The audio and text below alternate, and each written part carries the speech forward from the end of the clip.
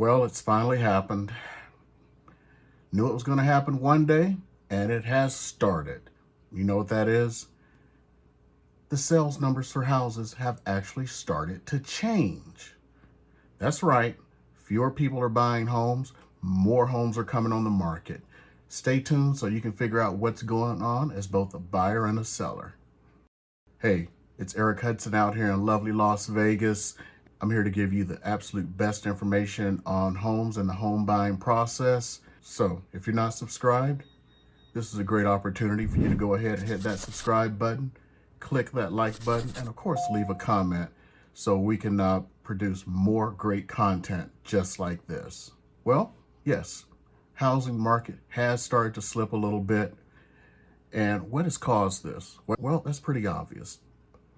The average interest rates has gone way up and has passed 6% now. So what's the effect of this?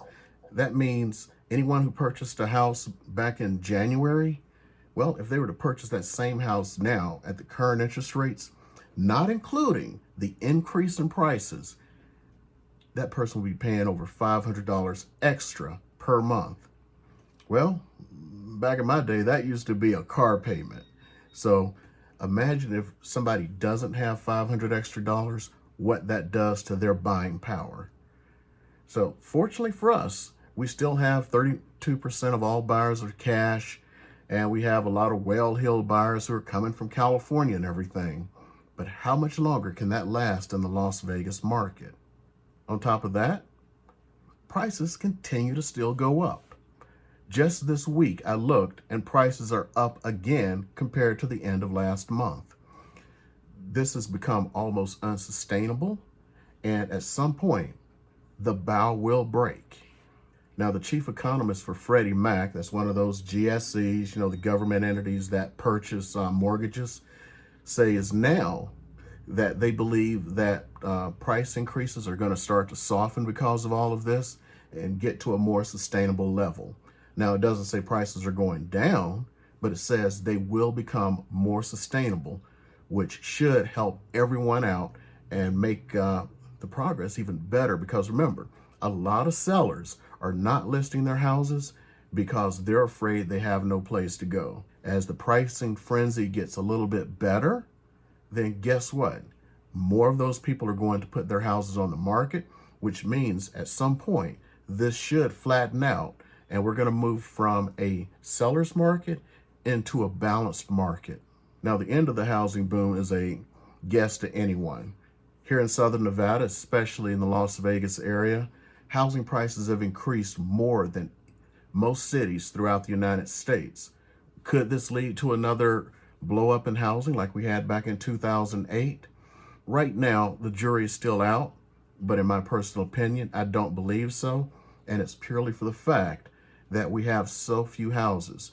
We now have about 8% of the houses on the market right now as we had in 2008. So this ends up leading to the fact that I don't see prices going down anytime soon.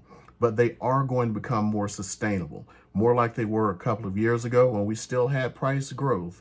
The greatest houses still had a few offers on them, not 30 and 40 and 50. And you didn't have to pay 30 and 40 and 50,000 over. That's where I see it. It's going to start at that level where we're going to start looking at only paying the list price and possibly get to a point where we actually get back to bargaining again. Now, there are some signs that there are some buyers who are pulling back. In March, we actually had fewer sales than we had the year before. So what's causing that? Is it because there are fewer houses or because people are starting to get priced out of the market? I'm going to say it's a combination of both. We do have fewer houses than we had last month, even though we have more people listing over the past couple of weeks. But look at that interest rate, compare it against last year. Again, with the increase in prices, increase in interest rates, there are fewer people that can afford a home. Once that happens, there's a point where we're going to hit a supply and demand curve that stagnates the market and leads to a nice flat market where it will become sustainable. So prices continue to climb.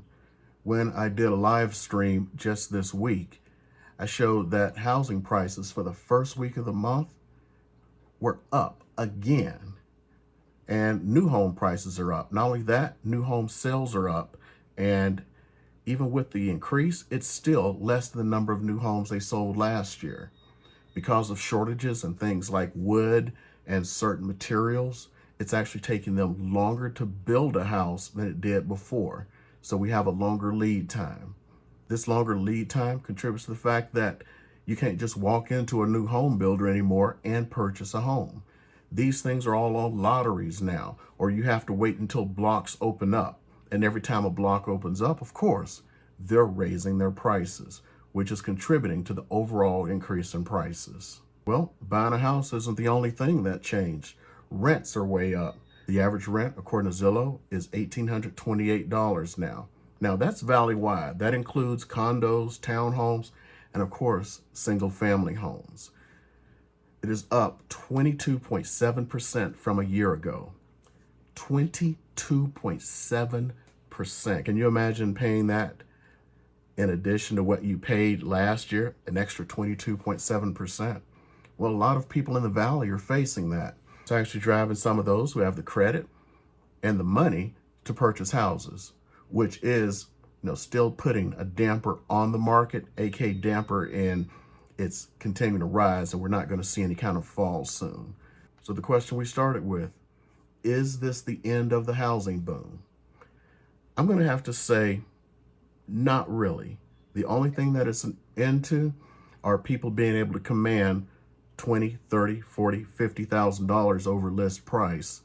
And by the end of the year, we may end up in a situation where it's all going to be list price or less. So the good old days when the average house sold for 96% of list price.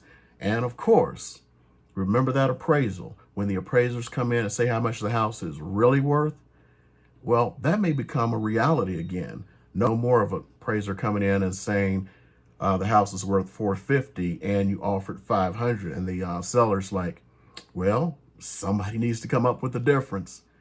So I see that ending really soon, especially by the end of the summer. And interest rates are predicted to continue to go up. I thought my breaking point was going to be 6%, that, all heck would break loose. But for some odd reason, people are still out there getting mortgages at 6%. So those of you who are hoping to get back to that good old 2.2 and 2.75, anything under 3, that's not happening for a bit. So I want to go ahead and let you know that. And another thing that you should know is I provide the best information out there for you guys, so you understand the process of buying and selling a home and getting the home that you dream of, or selling your home for the most money based on the current market. And if you believe that I've given you a little bit of value today, all I ask you to do is hit that subscribe button, leave a comment, and of course, hit that like button. And also, I have more videos for you to watch. Thank you.